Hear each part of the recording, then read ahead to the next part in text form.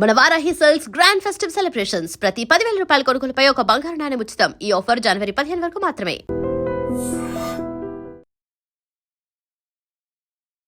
నమస్కారం, welcome to IT. నేను మీ సంగీత. ఇప్పుడు వాటర్ బాటిల్స్ ఉంటాయి కదా, ఆ water bottles, packed water bottles కూడా ఏదైతే అంతర్జాతీయ ప్రమాణాలను పాటించాలి అని చెప్పాలి అని చెప్పేసి సుప్రీంకోర్టులో ఒక పిటిషన్ వేయడం జరిగింది. అయితే ఆ పిటిషన్ను ఎప్పుడైతే కూడా జడ్జి చూడడం జరిగిందో, చూసిన తర్వాత నీటి విషయంలో ఇది లగ్జరీ లిటిగేషన్ కింద రావడం జరుగుతుంది. ఈ ప్యాక్డ్ వాటర్కి సంబంధించిన దానిపైన ఎప్పుడు కూడా కోర్టు జోక్యం చేసుకోదు అని చెప్పేసి ఆ యొక్క బిల్ని తిరస్కరించింది, అంటే కొట్టివేయడం జరిగింది. ఆ యొక్క పిటిషన్ని నేను ఆర్గ్యుమెంట్కి నేను అంగీకరించలేను. దీనిపైన కోర్టు కూడా సమయం కేటాయించేసి దీనిపైన వాదనలు విని దాని యొక్క స్టాండర్డ్స్ను పాటించాలి అని చెప్పే రైట్స్ కూడా మేము తీసుకోలేము అని చెప్పేసి చాలా స్పష్టంగా చెబుతూనే కొన్ని గ్రామాలలో కానివ్వండి, కొన్ని పట్టణాలలో కానివ్వండి, శుభ్రమైన నీరు లేక తాగే నీళ్లు వారికి ప్రజలకు అందుబాటులో ఉండట్లేదు. ఇలాంటి సిచ్యువేషన్లో ఉన్నప్పుడు ఈ ప్యాక్డ్ వాటర్ బాటిల్స్ ఏవైతే ఉంటాయో దానిపైన నాణ్యతా ప్రమాణాలు పాటించాలి అని చెప్పేసి కోర్టు జోక్యం చేసుకొని దీనిపైన ఎలాంటి యొక్క ఆర్డర్ పాస్ చేయడం అనేది జరగదు అని చెప్పి చాలా స్పష్టంగా చెప్పింది.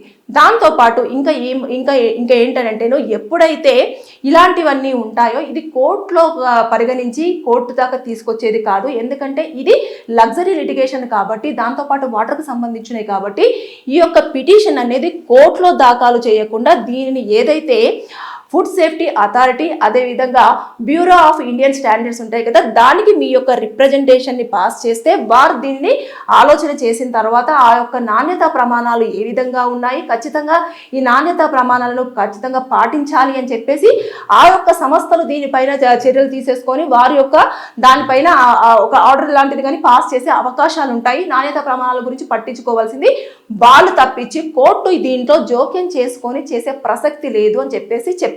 ఇకపోతే ఎన్నో సమస్యలు ఉన్నప్పటికీ ఇలాంటి చిన్న వాటిపైన ఇప్పుడు ఏదైతే వాటర్ బాటిల్స్ ఉంటాయో, ప్యాక్డ్ వాటర్ బాటిల్స్ ఉంటాయో అవన్నీ కూడా చాలా వరకు మనకు గ్రామీణ ప్రాంతాలలో చూస్తే ఎక్కువ మంది కొనరు. అందరూ కూడా నీళ్లు పట్టుకొని వడకాచుకొని ఇలాంటివన్నీ తాగుతూ ఉంటారు కదా.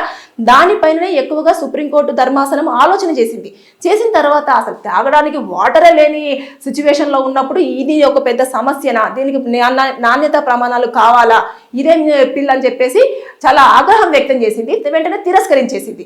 కాబట్టి ఇక్కడ చూసేసుకుంటే మనము చూస్తూ ఉంటే కొంతమంది వాటర్ కావాలి అంటే ఎక్కడికో కొన్ని మైళ్ళ దూరం నడిచిపోయి అక్కడ తవ్వుకొని వాటర్ తీసుకొని ఒక బిందె వాటర్ తీసుకోవడం కోసం కొన్ని కిలోమీటర్లు కూడా వాళ్ళు నడకగా వెళ్ళి తీసుకొని రావడం జరుగుతుంది. ఆ ఒక్క బిందె వాటర్ తాగేటివి. అంత సిచ్యువేషన్స్ ఉన్నప్పుడు ఇప్పుడు దీనికి వచ్చిందా ఇంత ప్రాబ్లం, ఇది దేనికోసమో, ఇది ఎవరికి యూజ్ అవుతుంది అనే దానిపైన చాలా వరకు కూడా కోర్టు ఇలాంటి వాటిపైన ఎక్కువగా టైం వెచ్చించదు అని చెప్పేసి చెప్పడమే కాకుండా ఇలాంటివన్నీ దానివల్ల కూడా సమయం వృధా అయిపోతుంది. సమస్యల మీద మనం చర్చించాల్సింది పోయి ఇలాంటి వాటి మీద చర్చిస్తే టైంతో పాటు ఇది ఎవరికి ఉపయోగపడుతుంది, నాణ్యతా ప్రమాణాలు ఉండాలి అనే దానిపైన అంటే మీరు ఏ అథారిటీ దగ్గరికి వెళ్ళాలో అక్కడికి వెళ్ళేసి అక్కడ మీరు రిప్రజెంటేషన్ ఇచ్చుకొని అక్కడి నుంచి మీరు పర్మిషన్స్ తెచ్చుకోవాలి. కానీ కోర్టు మాత్రం ఎట్టి పరిస్థితుల్లో ఇలాంటి వాటిలలో జోక్యం చేసుకొని ఖచ్చితంగా మీరు నాణ్యతా ప్రమాణాలు పాటించాలి అని చెప్పేసి ఆర్డర్ అయితే పాస్ చేయడానికి జోక్యం చేసుకునే ప్రసక్తే లేదు అని చెప్పేసి చెప్పేసిన తర్వాత ఇంత దారుణమైన సిచ్యువేషన్స్ ఎన్నో ప్లేసులలో ఉన్నప్పటికీ ఇప్పుడు మనం కూడా చూసుకుంటే ఆ పిల్ విషయాన్ని ఇప్పుడు నాణ్యతా ప్రమాణాలు ప్యాక్డ్ వాటర్ బాటిల్స్ ఏవైతే ఉన్నాయో అవి పాటించాలి అని చెప్పేసి అన్నప్పుడు అసలు తాగడానికే నీళ్లు లేవు అనే దానిపైన ఈ గ్రామంలో లేదు నీళ్లు, కొంచెం నీళ్లు ఉండేలాగా ప్రయత్నం చేయండి.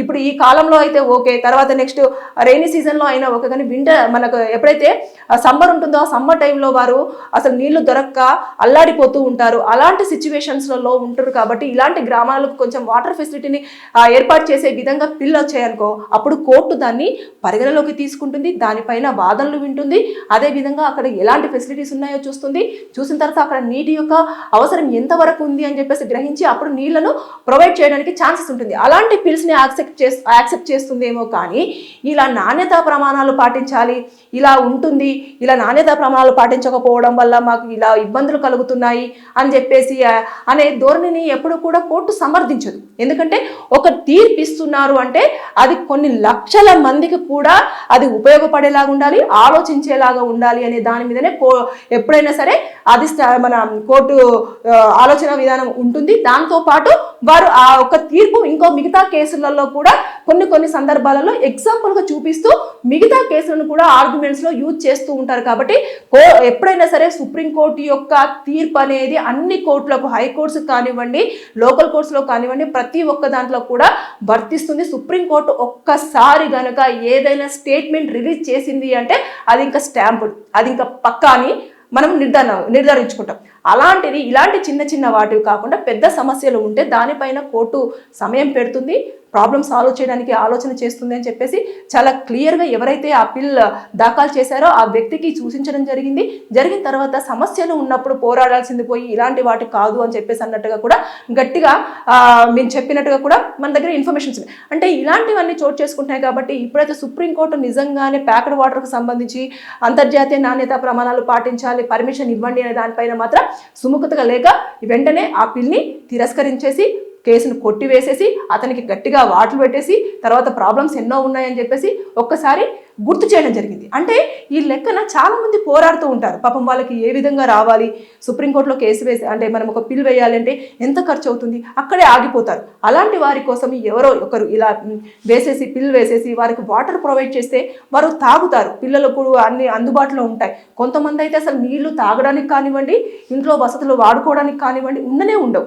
అలాంటి సిచ్యువేషన్లో చాలామంది ఉన్నప్పటికీ ఇలాంటి వాటిపైన పిల్లు వేసేసి వృధా చేసుకొని సుప్రీంకోర్టు యొక్క ధర్మాసనాన్ని ఆగ్రహానికి వ్యక్తం చేసి టైం అంతా వేస్ట్ చేయడమే తప్పించి ఉపయోగపడే దానిపైన పిల్లు వేసినా కూడా ఆలోచించేలాగా ఉండాలి. ప్రజలు అబ్బా ఏం వేశారు పిల్, నిజంగానే ఇది చాలా మందికి పనికొస్తుంది, ఇది అందరూ ఆలోచింపజేసింది ఈ పిల్లు వేస్తే అని చెప్పేసి అన్నట్టుగా ఉండాలి. కాబట్టి మనము న్యాయం చేసే దిశగా ఆలోచన చేస్తున్నప్పుడు, లేదు అనుకుంటే ఇక్కడ న్యాయం చేస్తే ఇంతమందికి ఉపయోగపడుతుంది అనుకున్నప్పుడు అలాంటి పిల్లు వేస్తే అప్పుడు అప్రిషియేషన్స్ వస్తాయి. దాంతోపాటు కూడా కోర్టు ఆ కేసుని చాలా తీసుకోవడం జరుగుతుంది. తీసుకున్న తర్వాత అప్పుడు న్యాయం ఎటువైపు ఉంటుందో అటువైపు కూడా తీర్పు ఇవ్వడానికి ప్రయత్నాలు చేస్తుంది. అంతేకాని ఇలా నాణ్యత ప్రమాణాలు అంటే అది ఒక డిపార్ట్మెంట్ వేరు, వారు వెళ్ళాల్సిన చోటు వేరు.